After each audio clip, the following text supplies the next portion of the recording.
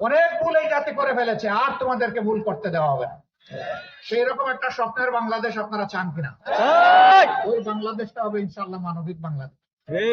এখানে আমার প্রত্যেকটা মা, আমার বোন, আমার মেয়ে, সে ঘরেও থাকবে নিরাপদ, বাইরে যখন বের হবে তখন আরো একটা জিনিস তার সাথে সে পাবে, নিরাপত্তার সাথে পাবে মর্যাদা। যখন সে কর্মস্থলে পেশাগত দায়িত্ব পালন করবে, এই দুইটি জিনিস নিয়েই সে নিরাপত্তা এবং মর্যাদা নিয়ে ইনশাল্লাহ দায়িত্ব পালন করবে।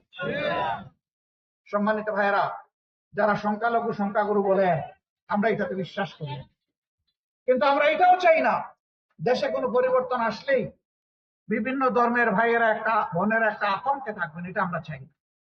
যদি মুসলমানদের মসজিদ পাহারা দেওয়ার দরকার না হয়, তাহলে সেই সময় ভাইদের মন্দির, প্যাগোডা, চার্চ কেন পাহারা দেওয়ার প্রয়োজন হবে?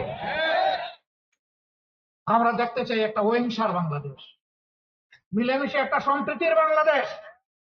আমরা মিলেমিশে এখানে সৎ প্রতিবেশী ভাই হিসাবে থাকবো, ভাই বোন হিসাবে থাকবো, এমন একটি বাংলাদেশ চাই।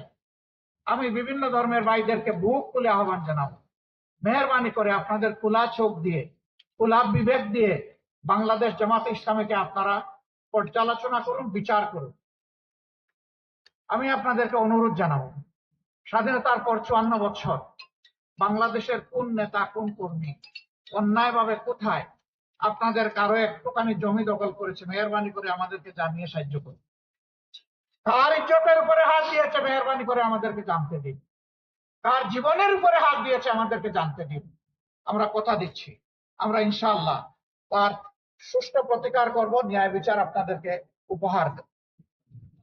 আর যদি আপনাদের বিবেক বলে যে না, এ দলের নেতা কর্মীরা এই সমস্ত অপকর্মে জড়িত নয়,